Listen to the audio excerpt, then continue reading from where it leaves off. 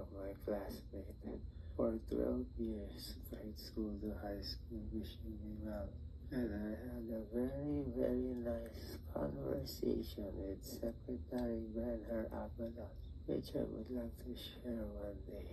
No politics, no nothing. He was just so worried looking at me and my bald head. Because we met, I think, around 3 years ago when he was in MMDA. My message, my tips are: 1. You are lucky if you can still plan 1 year ahead.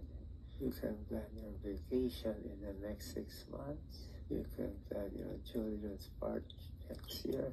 But look at me. I can only plan until tomorrow.